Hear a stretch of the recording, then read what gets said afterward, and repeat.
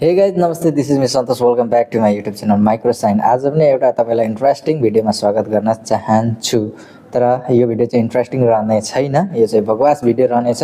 जुन मेरो भिडियो होइन, यो चाहिँ इसेवाको बकवास फिचरको बारेमा म तपाईँलाई एक्सप्लेन गर्न गइरहेको छु है। र यो चाहिँ इसेवालाई भर्खरै मात्रै लगभग अपडेट गरेको फिचर हो र यो चाहिँ मलाई एकदम बकवास लाग्यो। जुन चाहिँ तपाईँले वालेटमा एमाउन्ट चाहिँ मेन्टेन गर्नुपर्ने हुन्छ। त्यति मात्र नगरी ब्याङ्क चर्चा नगरी तपाईँलाई यो मेरो इन्टरफेस रहेको छ, यो देखाउँछु तपाईँलाई।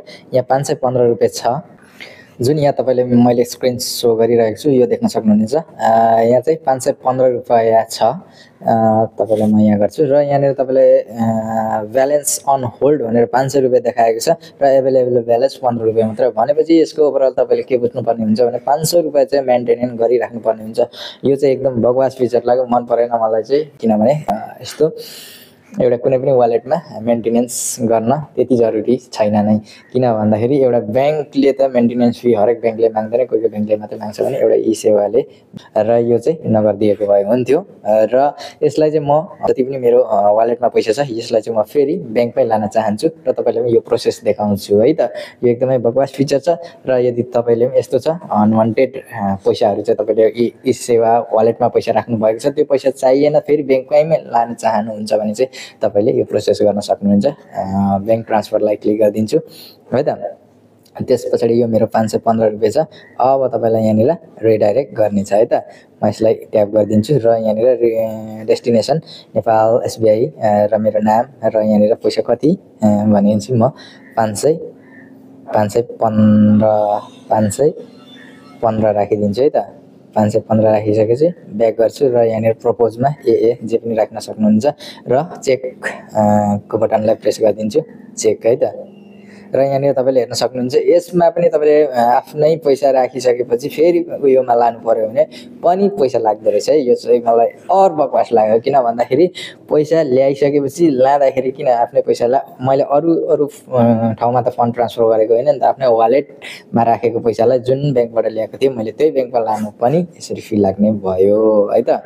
भनेपछि यो पनि अलिकति समस्या लाग्यो। म चार्ज गरेपछि मेरो 0 रुपियाँ 505 राखिदिन्छु, किनभने मेरो 515 रुपियाँ मात्रै छ। 10 रुपियाँ चार्ज लाग्यो र 505 चाहिँ म ट्रान्सफर गर्न चाहन्छु। चेकको बटनलाई फेरि चेक, यसलाई म ट्याप गरिदिन्छु है त।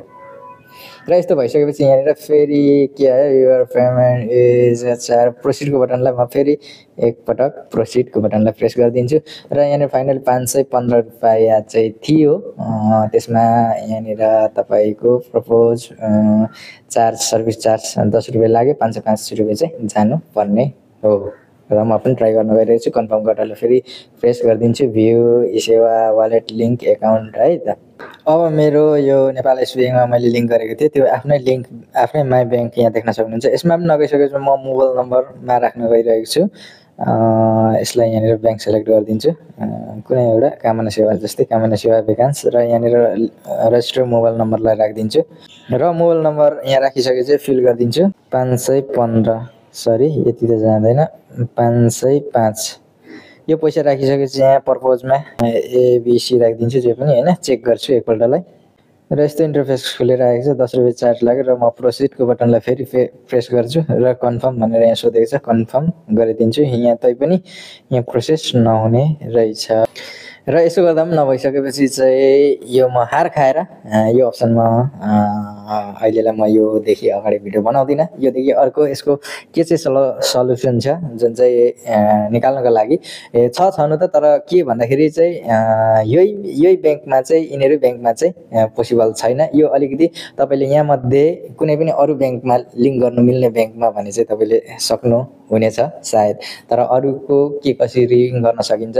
त्यो अरूको बारेमा म बिस्तारै प्रोसेसहरू बताउने छु। आजको यो भिडियो म यहीँ क्लोज गर्न चाहन्छु, किनभने यो भिडियो धेरै लेन्दी पनि भइसक्यो र यो चाहिँ इसेवाको एकदम बकवास फिचर, एकदम नराम्रो फिचर। आजसम्म जति पनि इसेवाको एडभान्टेज फिचरहरूको बारेमा मैले एक्सप्लेन गरेको थिएँ र यो चाहिँ मलाई एकदमै मन परेन। जुन चाहिँ मेन्टेनेन्स वालेट मेन्टेनेन्स 500 रुपियाँ राख्नुपर्ने अन होल्ड र यस्तै युजफुल र इन्ट्रेस्टिङ टपिकमा भिडियोहरू चाहनुहुन्छ भने हाम्रो च्यानललाई सब्सक्राइब गर्न नबिर्सिनु होला, ताकि तपाईँहरू माझ पनि युजफुल भिडियोहरू म बनाउँदै ल्याउने छु है त। आजको यो भिडियो म यहीँ क्लोज गर्न चाहन्छु। नमस्ते, जय नेपाल।